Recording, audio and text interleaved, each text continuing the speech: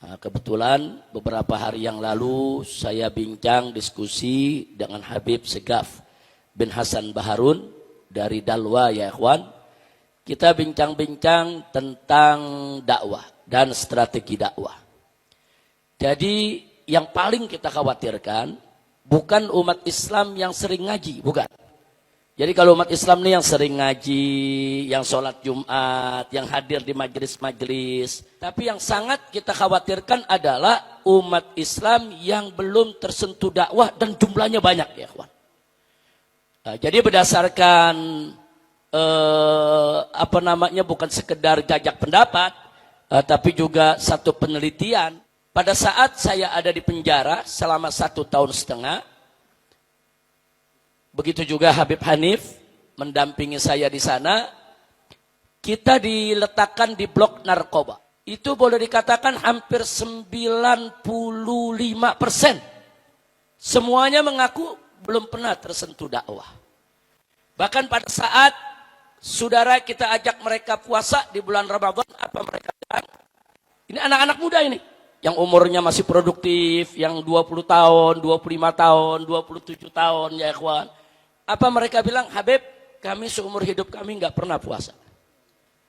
Baru sekarang nih kami puasa. Jadi puasa kemarin tuh bagi mereka tuh perjuangan habis-habisan ya ikhwan. Jadi mereka nggak pernah menahan haus, nggak pernah menahan lapar. Nah nggak sampai di situ. Apalagi sholat 5 waktu berjamaah, jangankan 5 waktu berjamaah. Sholat 5 waktu sendiri aja nggak pernah. Nah jadi kita lihat kenapa, kita tanya kenapa mereka nggak pernah sholat, padahal mereka orang Islam, KTP-nya Islam, keluarganya Islam. Salah satu jawabannya karena nggak ada yang ngajak kami, Habib. Nah, ini jadi persoalan. Kami mau ke masjid malu, kami mau ke majelis malu, dan nggak ada yang ngajak kami. Nah akhirnya mereka bergaul di tengah masyarakat, bergaul dengan lingkungan.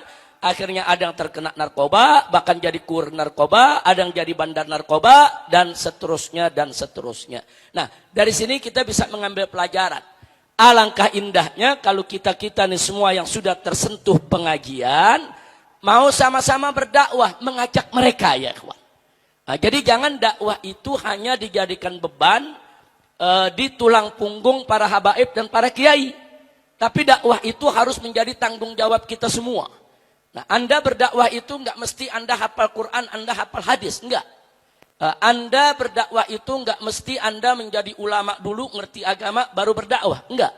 Anda mengajak saja nih satu orang yang enggak pernah ke masjid, kita ajak ke masjid. Itu sudah dakwah yang luar biasa. Orang yang enggak pernah ngaji, kita ajak untuk dia ngaji. Itu sudah satu hal yang luar biasa, saudara. Bahkan memberi petunjuk kepada seseorang, saudara, itu lebih dahsyat khairum min humrin ni'am, min humrin na'im. Jadi ini pahalanya begitu besar, saudara, luar biasa. Nah, karena itu saya mau ajak di sini ya, ikhwan. Yuk kita kasihani saudara-saudara kita yang belum tersentuh dakwah. Makanya jangan kaget kalau sekarang kita jumpai di kita punya negeri KTP-nya Islam, ngaku orang Islam, tapi enteng dia menghina Allah, enteng dia menghina Nabi, enteng dia menghina ulama, enteng dia menghina yaitu para habaib, saudara. Enteng, kebanyakan dari mereka memang gak tersentuh dengan dakwah. Ya kita akui, di antara mereka ada yang zindik, ada yang munafik, yang sebetulnya paham soal agama, tapi memang dengan sengaja menistakan Islam. Tapi banyak di antara mereka juga, para pengikutnya ini yang terhasut, saudara, dengan pemikiran-pemikiran mereka, memang gak ngerti Islam.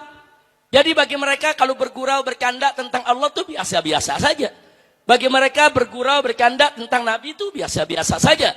Karena mereka belum terkena sentuhan agama, sentuhan dakwah. Kesian ya ikhwan. Mereka itu saudara kita. Mereka itu adalah bagian dari tubuh kita. Kesian. Bahkan saudara kadang-kadang ada yang bercerita. Di dalam blok narkoba sana cerita, Habib padahal saya punya adik rajin ke masjid. Saya punya adik ikut pengajian. Cuman saya nggak pernah diajak. Saya mau minta diajak malu. Nah, jadi perasaan-perasaan malu seperti itu masih ada menghinggapi mereka. Padahal mereka nggak mesti malu untuk hadir di majelis-majelis. Dan ada lagi yang punya keluhan, Habib saya pernah ke masjid. Tapi begitu ke masjid, orang-orang nggak mau dekat saya. Loh kenapa? Badan saya penuh tato. Nah jadi ada kadang-kadang dicibir. Sekali ke masjid dicibir, ya besok-besok saya nggak berani ke masjid lagi. Nah, hal-hal begini ini menjadi problem kita bersama ya ikhwan. Nah, karena itu dalam rangka saya berkali-kali menyerukan untuk yaitu melakukan revolusi akhlak. Ayo, salah satunya adalah mari kita jadikan revolusi akhlak ini sebagai gelombang ya ikhwan. Gelombang yang bisa yaitu kita menarik apa saja yang ada di depan dan di sekitar kita untuk ikut dalam gelombang revolusi akhlak ini ya ikhwan. Di antaranya yuk ajak kakak kita, adik kita, keponakan kita, kerabat kita yang gak pernah ngaji ya ikhwan, yang gak pernah sholat, gak pernah zikir ya ikhwan, walaupun badannya penuh tato ya ikhwan, walaupun dia masih menenggak minuman keras, walaupun dia masih berbuat maksiat, itu gak menghalangi mereka untuk ngaji. Ajak ngaji, ajak ngaji. Soal dia belum mau berhenti maksiat itu soal lain. Yang penting ajak ngaji dulu. Sebab kalau mereka sudah ngaji, mereka tersentuh dakwah, mereka tersentuh zikir, insya Allah nanti nenggak minuman kerasnya berhenti ya.